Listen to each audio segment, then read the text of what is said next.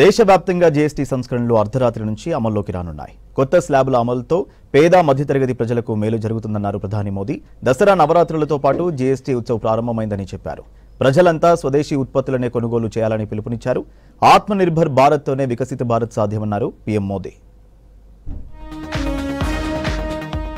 దేశాభివృద్ధి లక్ష్యంగా next generation GST సంస్కరణలు తెచ్చామన్నారు ప్రధాని నరేంద్ర మోదీ. సోమవారం నుంచి కొత్త స్లాబులు అమల్లోకి రానుండటంతో జాతినుద్దేశించి ప్రసంగించారు. ఆత్మనిర్భర్ భారత్ లక్ష్యంగా ముందుకెళ్తున్నట్లు తెలిపారు. భారత్ లో తయారైన వస్తువులనే ప్రజలు కొనాలంటూ స్వదేశీ నినాదం ఇచ్చారు. మేడ్ ఇన్ ఇండియాతోనే వికసిత్ భారత్ కళ సాకారం అవుతుందన్నారు. అన్ని రాష్ట్రాల ప్రభుత్వాలు ఎంఎస్ఎంఈలను ప్రోత్సహించాలన్నారు ప్రధాని. उससे देश के लोगों को 2.5 लाख करोड़ रुपए से ज्यादा की बचत होगी। और तभी तो मैं कह रहा हूं ये बचत उत्सव है और भारत को आत्मनिर्भर बनाने का बहुत बड़ा दायित्व हमारे एमएसएमईज जो देश के लोगों की जरूरत का है, जो हम देश में ही बना सकते हैं, वो हमें देश में ही बनाना चाहिए। निवेश के लिए माहौल बढ़ाएं। जब केंद्र और राज्य मिलकर आगे बढ़ेंगे, आत्मनिर्भर भारत का सपना पूरा होगा। సంస్కరణలు పేద మధ్యతరగతి ప్రజలకు డబుల్ బొనాన్సా లాంటిదన్నారు ప్రధాని మోదీ. నవరాత్రి ఉత్సవాలతో పాటు దేశమంతా జీఎస్టీ ఉత్సవ్ ప్రారంభమైందని చెప్పారు. జీఎస్టీ సంస్కరణలతో సాధారణ ప్రజల నుంచి దుకాణదారుల వరకు అందరికీ మేలు జరుగుతుందన్నారు. కొత్త జీఎస్టీ అమలుతో వన్ నేషన్ వన్ ట్యాక్స్ కళ సాకారమైందని చెప్పారు మోదీ. इस जीएसटी बचत उत्सव में आपकी बचत बढ़ेगी और आप अपनी पसंद की चीजों को और ज्यादा आसानी से खरीद पाएंगे। हमारे देश के गरीब, मध्यम वर्गीय लोग, न्यू मिडिल क्लास, ये बचत उत्सव का बहुत फायदा होगा। सभी राज्यों को, सबको साथ लेकर आजाद भारत का इतना बड़ा टैक्स रिफॉर्म संभव हो पाया। గతంలో అనేక రకాల ట్యాక్స్లతో ప్రజలు ఇబ్బంది పడ్డారన్నారు ప్రధాని మోదీ. 2017లో తీసుకొచ్చిన జీఎస్టీతో కొత్త చాప్టర్ మొదలైందని చెప్పారు. ఇకపై దేశమంతా 5%, 18% స్లాబులు మాత్రమే ఉంటాయన్నారు. 99% వస్తువులు, 5% జీఎస్టీ పరిధిలోకి వచ్చాయన్నారు. నిత్యావసరాలు, ఎలక్ట్రానిక్ పరికరాల నుంచి బైక్స్, కార్ల వరకు రేట్లు తగ్గుతాయని తెలిపారు. హెల్త్ బీమా, పలు ఔషధాల రేట్లు తగ్గుతాయన్నారు. జీఎస్టీ సంస్కరణలతో ఆర్థిక వ్యవస్థకు బూస్ట్ లభిస్తుందన్నారు మోదీ. 2014 में अवसर दिया तो हमने जनहित में, देश हित में जीएसटी को अपनी प्राथमिकता बनाया। 5% और 18% के ही टैक्स स्लैब रहेंगे। 99% चीजें अब 5% टैक्स के दायरे में आ गई है। मुझे इस बात की खुशी है कि दुकानदार भाई बहन भी जीएसटी रिफॉर्म को लेकर बहुत उत्साह में है.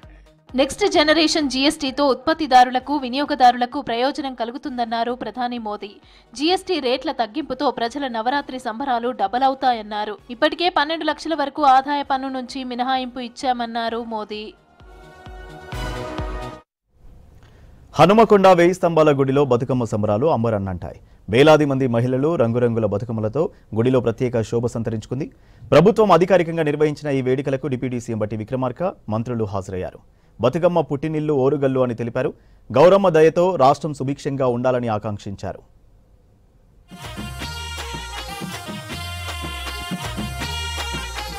ఎంగిలిపూల బతుకమ్మ సంబరాలు ఓరుగల్లులో ఘనంగా జరిగాయి. హనుమకొండ 1000 స్తంభాల గుడి ఉయ్యాల పాటలతో మారుమోగింది. 1000 స్తంభాల గుడిలో అధికారికంగా బతుకమ్మ వేడుకలు ప్రారంభించింది సర్కార్. మంత్రులు కొండా సురేఖ, సీతక్క బతుకమ్మలతో ఆలయాలకు వచ్చి బతుకమ్మ ఆడారు. ఈ సందర్భంగా బతుకమ్మ పాట పాడి ఆకట్టుకున్నారు. డిప్యూటీ సీఎం బట్టి విక్రమార్క, మంత్రులు జూపల్లి కృష్ణారావు, పొంగులేటి కూడా వేడుకలకు హాజరయ్యారు.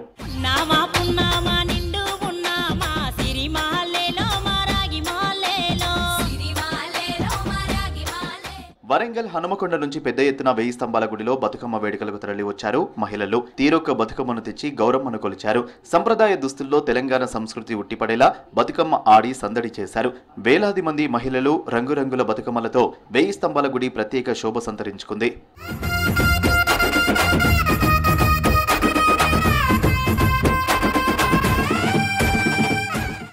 బతుకమ్మ దయతో రాష్ట్రం సుభిక్షంగా ఉండాలన్నారు డిప్యూటీ సీఎం బట్టి విక్రమార్క. ఆర్థికంగా సామాజికంగా రాష్ట్రం వర్ధిల్లాలన్నారు. బతుకమ్మ తెలంగాణ ఆడబిడ్డల జీవితాల్లో వెలుగులు నింపాలన్నారు. ప్రభుత్వం బతుకమ్మ సంబరాలకు అన్ని ఏర్పాట్లు చేసిందన్నారు. మహిళలు సంతోషంగా పండుగ జరుపుకోవాలని కోరారు. బతుకమ్మ శుభాకాంక్షలు తెలిపారు. ఈ బతుకమ్మ పండుగ ద్వారా రాష్ట్ర ప్రజలందరికీ కూడా ఆరోగ్యాన్ని అట్లాగే సంపదను తీసుకొని రావటం కోసం ఈ 9 రోజులు ఈ బతుకమ్మ సంబరాలు పెద్ద ఎత్తున బలవంతం కావాలని. బతుకమ్మ పండుగకు పుట్టినిల్లు ఓరుగల్లు అన్నారు మంత్రి సీతక్క. ఓరుగల్లుకు బతుకమ్మకు విడదీయలేని బంధం ఉందన్నారు. కాకతీయుల కాలం నుంచే బతుకమ్మ ఉందన్నారు. చెరువులకు బతుకమ్మకు చారిత్రక అనుబంధం ఉందన్నారు. బతుకమ్మ వేడుకలతో పాడి పంటలనిచ్చిన చెరువులను పూజించుకుంటున్నామని చెప్పారు సీతక్క. ఓరుగల్లుకు బతుకమ్మతో అత్యంత అనుబంధం ఉంది. బతుకమ్మ పుట్టిందే ఓరుగల్లు అనేటువంటి చరిత్ర కూడా ఉంది. ఆ చారిత్రక నేపథ్యాన్ని దృష్టిలో పెట్టుకొని ఓరుగల్లులో 1000 స్తంభాల గుడిలో అనాదిగా తరతరాలుగా ఆడుతున్న చరిత్ర ఓరుగల్లుకున్నది. తెలంగాణకు పెద్ద పండుగ బతుకమ్మ అన్నారు మంత్రి కొండా సురేఖ. రాను రాను యువత మన సంప్రదాయాలను మర్చిపోతుందని చెప్పారు. బతుకమ్మ వేడుకల్లో డీజే సంస్కృతి పోవాలని, పూర్వం జరిగినట్టు సంప్రదాయబద్ధంగా వేడుకలు జరగాలన్నారు సురేఖ. తెలంగాణకు ఒక పెద్ద పండుగ కాబట్టి ఈ పండుగను మనం అందరం కూడా ఎంజాయ్ చేస్తున్నాం. కాకపోతే అందులో అంటే మనం పాటించాల్సిన విధానాలు కొన్ని మార్పులు వచ్చినాయి. అవి మార్చుకుంటే బాగుంటుందని నా అభిప్రాయం. 9 రోజుల పాటు 1000 స్తంభాల గుడిలో బతుకమ్మ సంబరాలు కొనసాగనున్నాయి. రోజు బతుకమ్మ ఆటపాటలతో పాటు సాంస్కృతిక ప్రదర్శనలు నిర్వహించనున్నారు. 29న సద్దుల బతుకమ్మతో వేడుకలు ముగియనున్నాయి. రాష్ట్ర ప్రాజెక్టుల విషయంలో ఎట్టి పరిస్థితుల్లో వెనక్కి తగ్గేది లేదని స్పష్టం చేశారు మంత్రి ఉత్తమ్. గత సర్కార్ నిర్లక్ష్యపు నిర్ణయాలతో రాష్ట్రానికి నీటి వాటాలో తీరని నష్టం జరిగిందన్నారు. హైదరాబాద్ నెక్లెస్ రోడ్లోని ఇందిరాగాంధీ విగ్రహానికి నివాళులు అర్పించారు కాంగ్రెస్ నేతలు. ఇందిరాగాంధీ తీసుకున్న నిర్ణయాలు బంజారాల జీవితాలను మార్చేసిందన్నారు హస్తం లీడర్లు.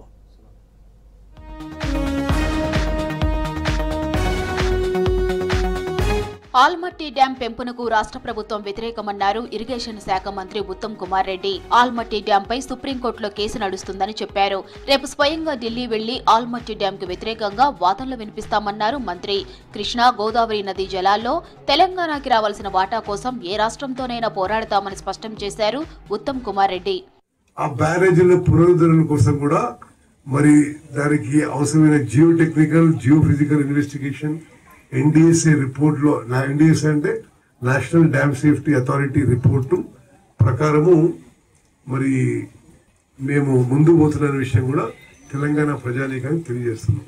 మా ప్రభుత్వం మా మేనిఫెస్టోలో ఉంది, మా ఎలక్షన్ అష్యూరెన్స్ అది. మరి తుమ్మడిగట్టి నుంచి ప్రాణహిత చేవెళ్ల ప్రాజెక్టు పేరున్నట్టుగా అక్కడి నుంచి చేవెళ్ల వరకు నీళ్లు అందించడానికి ఒక దృఢ సంకల్పంతో కూడా మరి మేము దాని కార్యాచరణ మొదలు పెడుతున్నాము. కాంగ్రెస్ ప్రభుత్వంలో అన్ని వర్గాలకు మేలు జరుగుతుందన్నారు మంత్రి వివేక్ వెంకటస్వామి. ఇందిరాగాంధీ తీసుకున్న నిర్ణయాలు బంజారాల జీవితాలను మార్చేసింది. హైదరాబాద్ నెక్లెస్ రోడ్లోని ఇందిరాగాంధీ విగ్రహానికి నివాళులర్పించారు. బంజారాలను గిరిజనులుగా గుర్తించి 50 ఏళ్లుగా పూర్తయిన సందర్భంగా కార్యక్రమం నిర్వహించామన్నారు. రాబోయే రోజుల్లో ఎస్టీలకి 10% నిధులు అందిస్తామన్నారు వివేక్.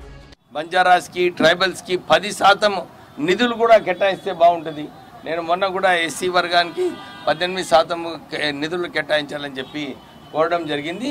ఇక్కడ కూడా మన ట్రైబల్స్కి 10% నిధులు కేటాయిస్తే మనకు ఏదైతే మీరు కోరినారో మంచి ఎడ్యుకేషను, మంచి ఉద్యోగ అవకాశాలు ఇవన్నీ రావాలంటే ఇది చేసేది అవసరం ఉంది. తర్వాత హైదరాబాద్ షేక్పేట్ సూర్యానగర్ డివిజన్ లో నిర్వహించిన బూత్ స్థాయి కార్యకర్తల సమావేశానికి ముఖ్య అతిథిగా హాజరయ్యారు మంత్రి వివేక్. స్థానికుల సమస్యలను అడిగి తెలుసుకున్నారు. मैं 100% जिम्मेदारी ले रहा हूँ. जब भी है बात बोले, जब काम कराने का कंप्लीट होए तक होने के बाद ही खुशी से अपन वो करना है. तो मुझे भी बहुत खुशी क्या है यहाँ शेखपेट पे आने के बाद 33 करोड़ एक्चुअली 33 करोड़ बोल रहे निजाम भाई 37. इसके ऊपर ड्रेन स्टॉर्म वाटर ड्रेन का अलग है, फिर वाटर सप्लाई का बजट अलग है, और जो हाई टेंशन वायर जा रहे इसमें भी 20 करोड़ रुपए अपना जुबली हिल्स में सब सैंक्शन किया है. రేవంత్ ప్రభుత్వం ఎస్టీలకు 10% రిజర్వేషన్లు కల్పించిందన్నారు అసెంబ్లీ స్పీకర్ గడ్డం ప్రసాద్ కుమార్. రాష్ట్రంలో ఎస్టీలకు 17,600 కోట్లు కేటాయించారన్నారు. అన్ని వర్గాల అభ్యున్నతికి కాంగ్రెస్ ప్రభుత్వం కట్టుబడి ఉందన్నారు PCC chief Mahesh Kumar Goud. Hyderabad tank bund దగ్గర ఇందిరాగాంధీ విగ్రహానికి నివాళులర్పించారు స్పీకర్ గడ్డం ప్రసాద్ కుమార్, పీసీసీ చీఫ్ మహేష్ కుమార్ గౌడ్. చేసిన సహాయానికి మరవకుండా ఈరోజు ఈ కార్యక్రమాన్ని చేస్తున్నందుకు తెలంగాణ రాష్ట్రంలో ఉన్న లంబాడీలందరినీ మనస్ఫూర్తిగా వారిని అభినందిస్తున్నాను. 1976లో శ్రీమతి ఇందిరాగాంధీ తీసుకున్న నిర్ణయానికి రిజర్వేషన్లు రావడము, ఆ రిజర్వేషన్లతో విద్యా ఉపాధి కలగడము. అన్ని రంగాల్లో లంబాడాలు తెలంగాణలో రాణిస్తున్నారంటే 50 ఏళ్ల క్రితం ఇందిరాగాంధీ గారు తీసుకున్నటువంటి ఒక సాహసోపేతమైన నిర్ణయం. వారు తీసుకుని 50 సంవత్సరాలు అయింది కాబట్టి శ్రీమతి ఇందిరాగాంధీ గారిని స్మరిస్తూ వారికి ఫ్లోరల్ ట్రిబ్యూట్ చేయడానికి ఇందిరాగాంధీ రావడం జరిగింది. ఇందిరాగాంధీ గారికి నివాళులు అర్పించుకొని 50 ఏళ్ల క్రితం ఇచ్చినటువంటి ఫలం 50 ఏళ్లుగా ఈ రాష్ట్రంలో లంబాడాల యొక్క ఆర్థిక స్థితిగతులను మార్చేసింది. వచ్చే ఒలింపిక్స్ నాటికి తెలంగాణను క్రీడా హబ్గా తీర్చిదిద్దే దిశగా చర్యలు తీసుకుంటున్నామన్నారు PCC chief Mahesh Kumar Goud. Port సిటీలో ఉప్పల్ తరహా అంతర్జాతీయ స్థాయి స్టేడియం ఏర్పాటుకు కృషి చేస్తామన్నారు. హైదరాబాద్లో ఉప్పల్ స్టేడియంలో నిర్వహించిన Rajiv Gandhi disability T20 championship 2025 కార్యక్రమానికి అటెండ్ అయ్యారు మహేష్ కుమార్. ఇంకొక పెద్ద స్టేడియం హైదరాబాద్లో క్రికెట్ కొరకు రావాల్సిన అవసరం ఉంది. వాటికి స్పోర్ట్స్ మీద ముఖ్యమంత్రి గారికి అభిరుచి ఉంది కాబట్టి భవిష్యత్తులో క్రికెటే కాకుండా ఇటీవల మేము నిర్వహించిన జాతీయ కరాటే ఛాంపియన్షిప్ కూడా వారు సహకారం చేసినారు. అన్ని రకాల క్రీడల్ని ప్రోత్సహించాలని, తద్వారా తెలంగాణ రాష్ట్రం ఒక క్రీడా హబ్గా రేపు వచ్చే ఒలింపిక్స్ నాటికి హైదరాబాద్ క్రీడాకారులు ఒలింపిక్స్లో మెడల్ సాధించే విధంగా ప్రయత్నం ఉండాలని ముఖ్యమంత్రి గారు కోరుకుంటా ఉన్నారు. అన్ని వర్గాలకు ప్రభుత్వం అండగా ఉంటుందన్నారు కాంగ్రెస్ లీడర్లు. ప్రజాపాలనలో ప్రజలకు సమన్యాయం జరుగుతుందన్నారు. ఆర్ఆర్ఆర్ అలైన్మెంట్తో రైతుల జీవనోపాధికి నష్టం కలగకుండా ప్రభుత్వం దృష్టి సారించాలన్నారు బీజేపీ నేతలు. 11 ఏళ్ల ప్రధాని మోదీ నాయకత్వంలో దేశం ముందుకెళ్తోందని తెలిపారు. కేటీఆర్ నెపోటిజం కామెంట్లపై స్పందించారు కేంద్ర మంత్రి బండి సంజయ్. 2023 డిసెంబర్లోనే జెన్జెడ్ వచ్చిందని, లోక్సభ ఎన్నికల్లో బీఆర్ఎస్కు పెద్ద సున్నా ఇచ్చారని విమర్శించారు. ఆర్ఆర్ఆర్ అలైన్మెంట్ ను పునఃసమీక్షించి రైతులకు నష్టం లేకుండా ప్రభుత్వం నిర్ణయం తీసుకోవాలన్నారు బీజేపీ చీఫ్ రామచంద్రరావు. హైదరాబాద్లోని బీజేపీ రాష్ట్ర కార్యాలయంలో రామచంద్రరావును కలిశారు యాదాద్రి భువనగిరి జిల్లా చౌటుప్పల్ మండలం పుట్టపాక గ్రామస్తులు, రైతులు. ఆర్ఆర్ఆర్ వల్ల ఎదుర్కొంటున్న సమస్యను బీజేపీ చీఫ్ కు వివరించారు రైతులు. అలైన్మెంట్ తో రైతులపై ఆర్థిక భారంతో పాటు జీవనోపాధి ప్రమాదంలో పడుతోందన్నారు రామచంద్రరావు. ప్రస్తుతం ఉన్న రోడ్ మార్గాన్ని రద్దు చేసి పునర్సర్వే చేయాలని కోరారు. అలైన్మెంట్ ఇచ్చేటటువంటి ఏదో ఆ అలైన్మెంట్ ని ఇక్కడ మార్చలేదు, ఇక్కడ ఎందుకు మార్చడం? ఎప్పుడైనా దీన్ని మొత్తం ఉన్నది కొన్ని రాజకీయ పార్టీకి సంబంధించినటువంటి వాళ్ళ నాయకుల భూములు ఉన్నాయి కదా, కాబట్టి చేస్తున్నారని చెప్పేసి భారతీయ జనతా పార్టీ భావిస్తుంది. రైతులు అది కూడా సన్నకారు రైతులు, చిన్న రైతులు. 11 ఏళ్ల ప్రధాని మోదీ నాయకత్వంలో దేశం ముందుకెళ్తోందన్నారు కేంద్ర మంత్రి కిషన్ రెడ్డి. రానున్న రోజుల్లో ప్రపంచంలోనే 3వ స్థానంలో ఉంటుందన్నారు. దేశం అభివృద్ధి కోసం స్వదేశీ ఉత్పత్తులను ప్రోత్సహించాలన్నారు. ప్రపంచంలో గొప్ప యువశక్తి మన దేశంలో ఉందన్నారు. మోదీ 75వ జన్మదిన వేడుకల్లో భాగంగా యువ మోర్చా ఆధ్వర్యంలో హైదరాబాద్లో నమో యువ 3K రన్ నిర్వహించారు. ఒక్కసారి మనము డ్రగ్స్ను పూర్తిగా అరికట్టినట్లయితే ప్రపంచంలో భారతదేశానికి తిరుగుండదు. అత్యధిక యువ జనాభా కలిగినటువంటి మనము మన మేధస్సు ద్వారా అన్ని రంగాలలో కూడా ప్రపంచాన్ని శాసిస్తాము. ఇప్పటికే అనేక రంగాలలో భారతీయ యువత ప్రపంచంలో కీలక పాత్ర పోషిస్తున్నది. నేటి తరానికి కొండా లక్ష్మణ్ బాపూజీ స్ఫూర్తి అన్నారు కేంద్ర మంత్రి బండి సంజయ్. 97 ఏళ్ల వయసులో ఢిల్లీలో తెలంగాణ కోసం దీక్ష చేశారన్నారు. ఆయన చరిత్రను భావితరాలకు అందించేలా ప్రభుత్వం చర్యలు తీసుకోవాలన్నారు. కొండా లక్ష్మణ్ బాపూజీ వర్ధంతి సందర్భంగా కరీంనగర్లో నివాళులర్పించారు సంజయ్. కానీ కొండా లక్ష్మణ్ బాపూజీ వారి యొక్క చరిత్రను ఇప్పుడున్న తరం చూసిరు. వారి యొక్క కమిట్మెంట్, ఒక క్రమశిక్షణ, వారి యొక్క ఆవేశం, వారి యొక్క ఆలోచన, వారి యొక్క పౌరుషాన్ని చూసినటువంటి తరం ఈ తరం. 97 సంవత్సరాల వయసులో కూడా తెలంగాణ ఉద్యమం ఏర్పాటుకు సంబంధించి ఢిల్లీలో ఆ చలిలో దీక్ష చేసినటువంటి ఒక గొప్ప వ్యక్తి. BRS working president KTR nepotism కామెంట్లపై స్పందించారు కేంద్ర మంత్రి బండి సంజయ్. ఇప్పటికే తెలంగాణలో జన్జెడ్ ఆందోళనలు సక్సెస్ అయ్యాయని చెప్పారు. 2023 డిసెంబర్లోనే జన్జెడ్ వచ్చిందని, లోక్సభ ఎన్నికల్లో బీఆర్ఎస్ కు పెద్ద సున్నా ఇచ్చారని విమర్శించారు. నెపో కిడ్ అయిన కేటీఆర్ నెపోటిజం గురించి మాట్లాడే అర్హత లేదంటూ ట్వీట్ చేశారు బండి సంజయ్. నెపోటిజంపై ఎన్డీటీవీ యువ ప్రోగ్రాంలో పాల్గొన్న కేటీఆర్కు బిగ్ షాక్ తగిలింది. కేటీఆర్ కామెంట్లపై యువకుల అభిప్రాయాలను యాంకర్ అడిగి తెలుసుకున్నారు. యాంకర్ ప్రశ్నకు నో చెప్పారు యువకులు. బహిరంగంగా పార్టీ కండువా మార్చుకున్న ప్రజాప్రతినిధులు పార్టీ మారలేదని చెప్పడం సిగ్గుచేటన్నారు హరీష్ రావు. తన కుటుంబం నుంచి దూరం చేసిన వాళ్లను వదలనన్నారు కల్వకుంట్ల కవిత.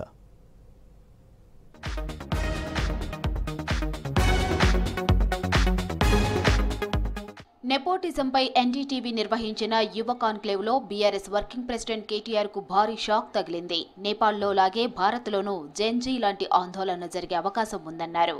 కేటీఆర్ కామెంట్లపై అక్కడే ఉన్న యువకుల అభిప్రాయం అడిగారు యాంకర్. వారంతా భారత్లో జెన్జీ లాంటి ఆందోళనలు వచ్చే ఛాన్స్ లేదని చెప్పారు. దీంతో కేటీఆర్ కు దిమ్మ తిరిగి షాక్ తగిలింది. You're saying a Nepal-like scenario can happen in India? If governments continue to fail them, if governments continue to fail the aspirations of people of India, why not? Yes. Do the people here agree that we could have something like this happening in India? Well, you never know. Come on, Gen Z, let's be heard. कितने लोगों को लगता है यहाँ पे होगा Gen Z? Nepal जैसा? How many people think नहीं होगा? Well, let's see.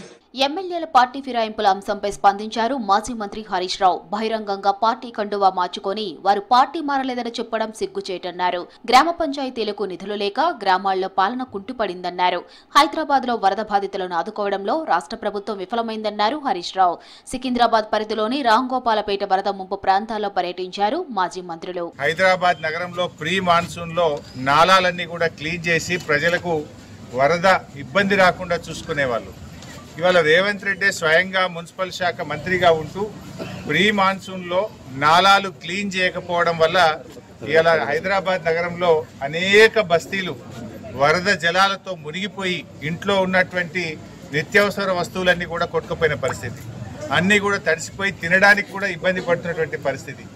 అయినా ఇవాళ ముఖ్యమంత్రి గారు హైదరాబాద్లో ఉన్నా, మున్సిపల్ మంత్రిగా ఆయనే ఉన్నా వరద బాధితులకు ఒక్క పైసా సాయం కూడా చేయలేదు. తన కుటుంబం నుంచి దూరం చేసిన వాళ్లను వదలనన్నారు కల్వకుంట్ల కవిత. సిద్దిపేట చింతమడకను కొందరు ప్రైవేట్ ప్రాపర్టీలా భావిస్తున్నారని ఆరోపించారు. తమ జాగీర్లా అన్నట్టు వ్యవహరిస్తున్న వాళ్ల భరతం పడతానన్నారు. సిద్దిపేటలో ఎవరి ఆంక్షలు పనిచేయవన్నారు. రాజకీయంగా ఆంక్షలు పెడితే మళ్లీ వస్తానని స్పష్టం చేశారు. సిద్దిపేట రావాలంటే కేజీఎఫ్ లోకి వెళ్లినట్లు ఆంక్షలు విధిస్తున్నారని మండిపడ్డారు. సిద్దిపేట జిల్లా చింతమడకలో బతుకమ్మ వేడుకల్లో పాల్గొన్నారు కల్వకుంట్ల కవిత. చింతమడక మట్టి నుంచి ఒక ఉద్యమం పుట్టింది. మరి ఆనాటి నుంచి ఈనాటి వరకు మీ అందరికీ తెలిసిందే, సిద్దిపేట రావాలన్నా, చింతమడక రావాలన్నా అదేదో ప్రైవేట్ ప్రాపర్టీ లాగా, కేజీఎఫ్ లాగా ఎవరు రావాలన్నా కొంత ఆంక్షలు వచ్చిన విషయం మీ అందరికి కూడా తెలిసిందే. ఇయాలటికి కూడా ఆ ఆంక్షలు ఉన్న విషయం మీ అందరికీ తెలిసిందే. కాకపోతే ఈ చింతమడక గడ్డ చిరుతపులిని కన్న గడ్డ, కేసీఆర్ని కన్న గడ్డ, ఇటువంటి గడ్డ మీద ఎవరి ఆంక్షలు కూడా నైజాంతా అని ఇవాళ ఊరంతా కదిలి వచ్చి మీరు ఈ బతుకమ్మ పండుగ చేసుకోవడమే సాక్ష్యంగా నేను భావిస్తా ఉన్నాను. తెలంగాణ భవన్లో బీఆర్ఎస్ పార్టీ ఆధ్వర్యంలో ఎంగిలిపూల బతుకమ్మ సంబరాలను వైభవంగా నిర్వహించారు. ఈ వేడుకల్లో మాజీ మంత్రి సత్యవతి రాథోడ్, మాజీ ఎమ్మెల్యేలు పద్మా దేవేందర్ రెడ్డి, గొంగిడి సునీత మహేందర్ రెడ్డి హాజరయ్యారు.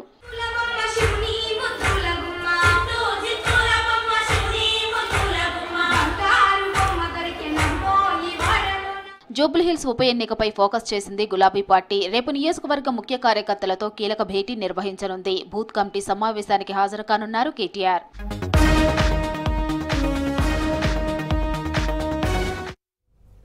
H1B వీసాల ఫీజుల గందరగోళంపై క్లారిటీ ఇచ్చింది ట్రంప్ సర్కార్. కొత్తగా H1B వీసాలు దరఖాస్తు చేసుకునే వారికే $1,00,000 ఫీజు వర్తిస్తుందని తెలిపింది. అలాగే $1,00,000 అనేది వార్షిక రుసుము కాదని వన్ టైం సెటిల్మెంట్ అని చెప్పింది. ఇక ఇప్పటికే H1B వీసా ఉన్న వారికి కొత్త నిబంధనలు వర్తించవని స్పష్టం చేసింది అమెరికా ప్రభుత్వం.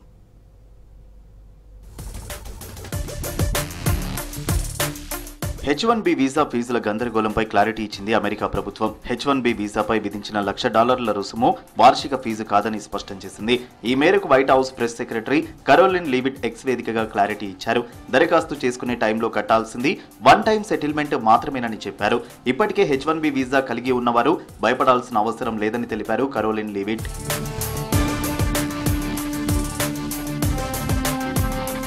H1B వీసాలపై $1,00,000 ఫీజు కొత్తగా దరఖాస్తు చేసుకునే వారికి మాత్రమే వర్తిస్తుందని తెలిపింది ట్రంప్ సర్కార్. ప్రస్తుత వీసాదారులకు రెన్యువల్కు వర్తించదని తెలిపింది. అలాగే H1B వీసాలు ఉన్నవారికి ఎలాంటి ఫీజు విధించబోమని చెప్పింది. వారంతా ఎప్పటిలాగే అమెరికా నుంచి వెళ్లి తిరిగి రావచ్చని తెలిపింది ట్రంప్ కార్యవర్గం. సెప్టెంబర్ 21 కంటే ముందే దాఖలు చేసిన H1B వీసాల పిటిషన్లకు వర్తించదని స్పష్టత ఇచ్చింది. H1B వీసాలపై ట్రంప్ వాణిజ్య మంత్రి హోవార్డ్ లుట్నిక్ ప్రకటన తీవ్ర గందరగోళం సృష్టించింది. దీంతో వైట్ హౌస్ పలు అంశాలపై స్పష్టతనిచ్చింది.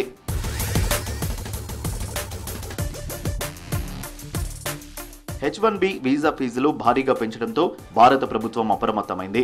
అమెరికాలోని ఇండియన్ ఎంబసీ ప్రత్యేక హెల్ప్ లైన్ నెంబర్ను ఏర్పాటు చేసింది. భారతీయులకు మాత్రమే అత్యవసర సాయం పొందడానికి అవకాశం ఉంటుందని తెలిపింది. H1B వీసాల్లో అత్యధికంగా 70% భారతీయులకే కేటాయిస్తున్నారు.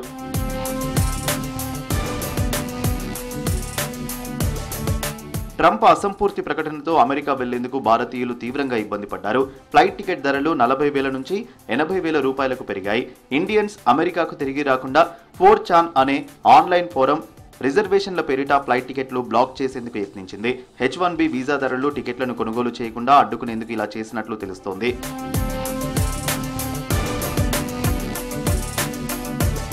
H1B వీసా రుజుము పెంచుతూ ప్రెసిడెంట్ ట్రంప్ తీసుకున్న నిర్ణయం ప్రపంచవ్యాప్తంగా సంచలనం సృష్టించింది. సరైన మార్గదర్శకాలు రిలీజ్ చేయకపోవడంతో విదేశీ ఉద్యోగులు గందరగోళానికి గురయ్యారు. ట్రంప్ ప్రకటన తర్వాత పలు కంపెనీలు ఉద్యోగులను తిరిగి రమ్మనడంతో చాలా మంది కంగారు పడ్డారు. కానీ శనివారం అర్ధరాత్రికి స్పష్టత రావడంతో H1B వీసాదారులు ఊపిరి పీల్చుకున్నారు.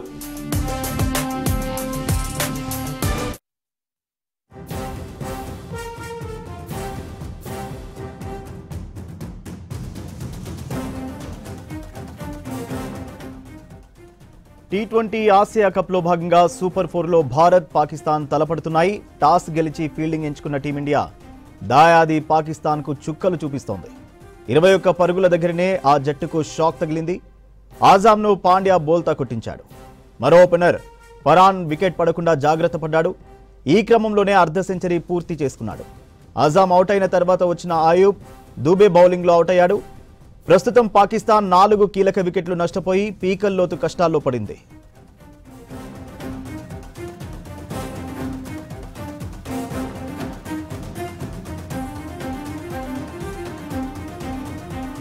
అయితే తొలి మ్యాచ్కు రివెంజ్ తీసుకునేందుకు పాకిస్తాన్ ప్లేయర్లు ధాటిగా ఆడుతున్నారు.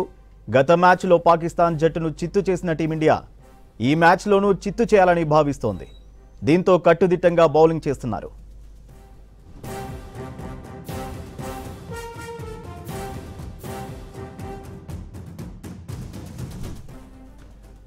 T20 ఆసియా కప్లో భాగంగా సూపర్ 4లో భారత్ పాకిస్తాన్ తలపడుతున్నాయి.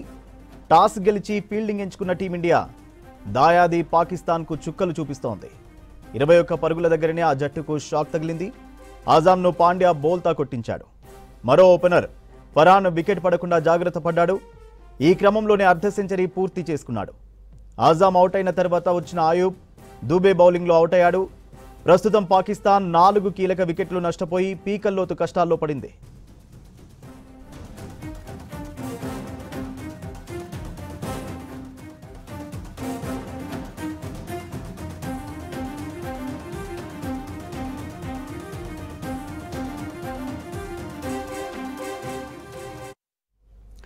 ఇవి బులెటిన్ అప్డేట్స్.